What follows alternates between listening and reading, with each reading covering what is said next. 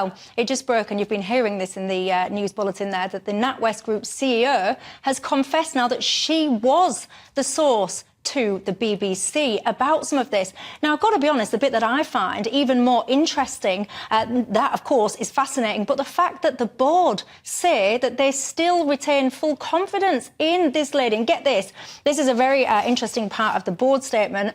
This was said by Howard Davis, who's the chairman of the NatWest Group. He says, the board, basically, she's proved over the last 4 years to be an outstanding leader of the institution, as demonstrated by our results. The board, therefore, believes it is clearly in the interest of all the bank shareholders and customers that she continues in post. What I find fascinating is the use of the word all. It is in the interest of all the bank's shareholders and customers. Don't forget, of course, this is the same bank. There's about 39–40% earned by the state, and I am one of NatWest's customers, and it's not in my best interest, thank you very much, that somebody sits atop of that organisation, presiding over conversations about people's political beliefs, what they think about whether or not all of this work ideology is right or wrong. So in my mind, they're absolutely wrong to say that they're representing all of their customers by backing their CEO in this way. And quite frankly, if the board have indeed got full confidence in this lady, then they know better than she is, because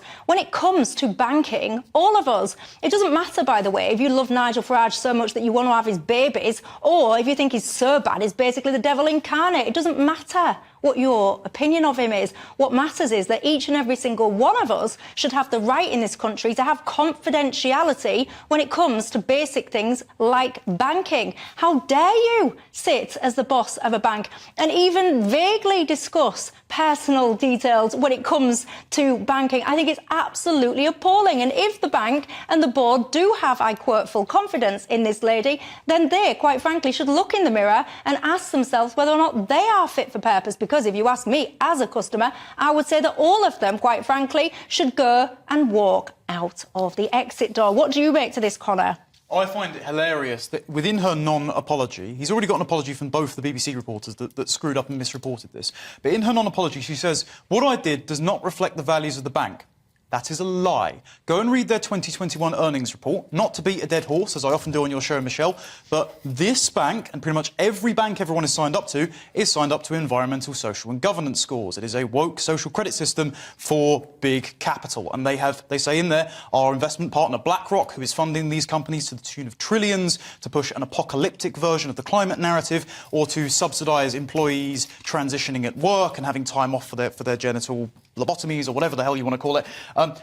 Pretty much every bank is signed up to this scheme. So she is being deceptive when she says, oh, our error, when we wrote a 40-page memorandum mentioning Brexit 80 times, saying that we debanked Farage for this particular value because he's a risk to our shareholders, that is not an error, and it does reflect exactly what the bank wants to do. They're not sorry, they're just sorry they got caught. What do you make to all this? Well, I mean, I didn't think this was going to be too controversial a topic, because I think we're all going to agree that sort of the treatment of Farage here, however much you like him or dislike him, was probably inappropriate. A lot of bunk was spoken there, though. That's not true. I think the idea that there is a problem at the moment with banks treating their employees with respect, which is essentially what you're talking about when it comes to diversity and inclusion. Let him respond, and then also then. when it comes to, I don't know why climate change being brought into there was also slightly bizarre. I mean, it seems to me what's happened here is that about the ESG stuff, is that a bank has, in this case, made a decision about someone's private account based on their political views, which I think we can all agree is wrong. I think there is a danger that people sort of overestimate the significance of this and make a lot of unconnected points, which you seem to be doing. But I think in terms of the Nigel Farage issue, yes, this was a mistake. Should she be sacked? It's kind of up to the board. I suppose they're saying, yeah, she's done something wrong here, but it's outweighed by the good she does elsewhere. Yeah, but who are they, though, to say? And I repeat myself again, I don't apologise for repeating myself, quite frankly, because I think it's such a key point. They say that they believe it is in the interest of all the bank's shareholders and customers that she remains in place. I can't stress this enough. I keep saying patient confidentiality, but I mean client, customer confidentiality, especially on things like health, wealth, those kind of things. They are private. You go and have conversations with your bank, or, you know, good luck getting in to see a doctor or whatever, but if you manage to, then you have conversations safe in the knowledge that it's a private conversation. You do not expect the bosses of these people to even hint at private information to the media. I'm appalled by it.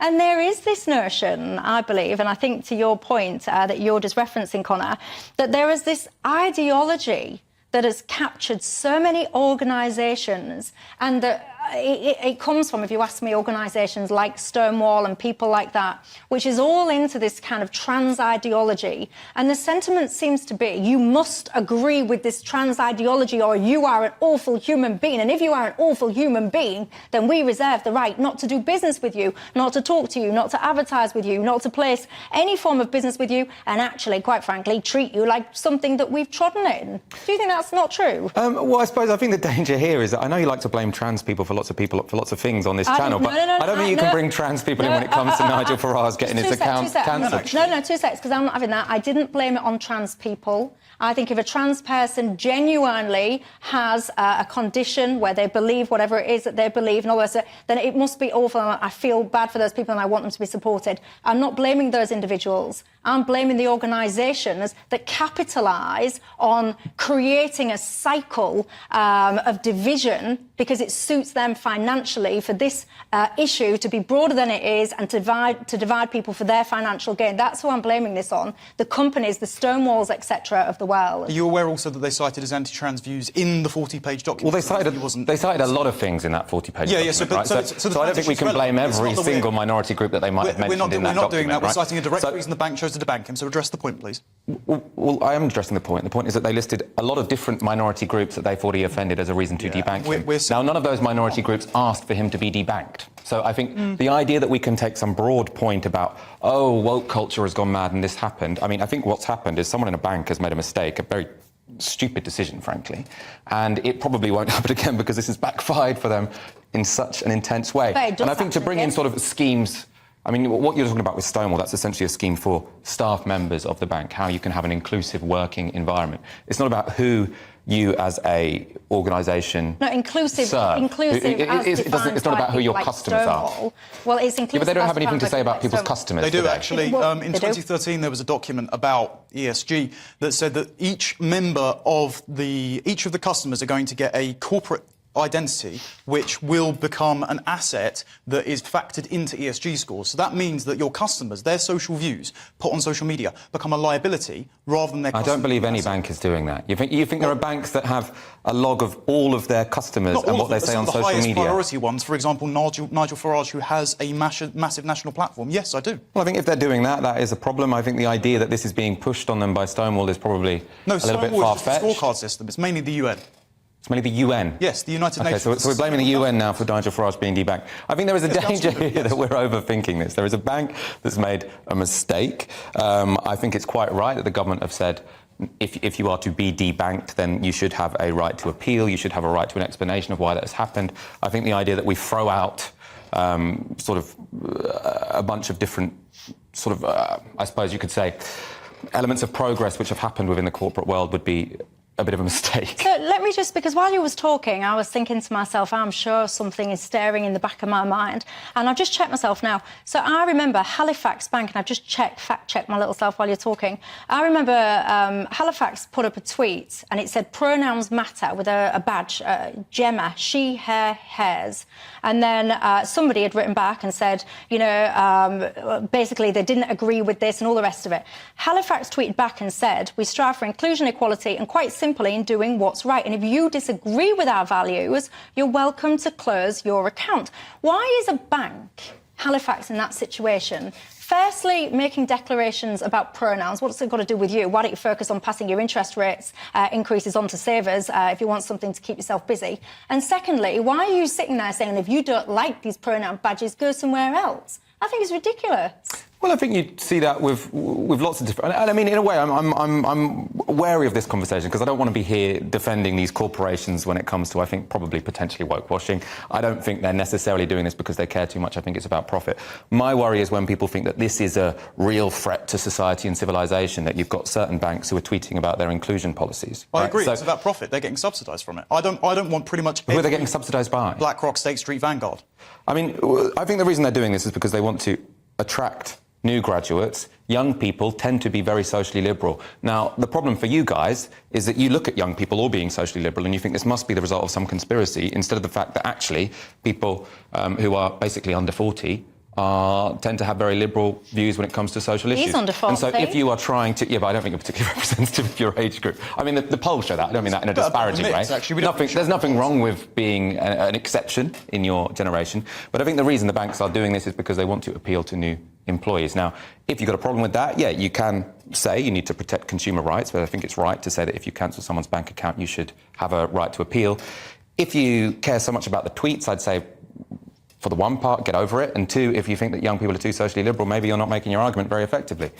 What do you make to that? We almost ended on a point of agreement there, which is that actually a lot of this situation that's going on, it's not really because corporations care that much, but actually because they want to score points for whatever reason it is. And yeah, we can talk about young people being as socially liberal as you want, but actually, when you look at a lot of the people that have got, I don't know, the savings accounts and all the rest of it with these banks, I would hazard a guess, and I do confess this is not, I've not done lots of research into this, but instinctively I would argue that perhaps it's the older people that have accumulated wealth over their working lives that have got this money in the bank. So why the banks would want to alienate them in order to tick a box with young people is beyond me. Why not have everyone, welcome everyone as your consumer base instead of practicing? And like I said, you do make me laugh because if all these banks cared so much about the young people and all the rest of it, they might have been making it easier to help them get on to, for example, the mortgage ladder. There might have been even more earlier when it came to considering things like rents against mortgages, been a little bit more pioneering and entrepreneurial in areas like that if they really cared about the young people. But then again, what do I know? Because these days I am an oldie. You tell me your thoughts on it all. We've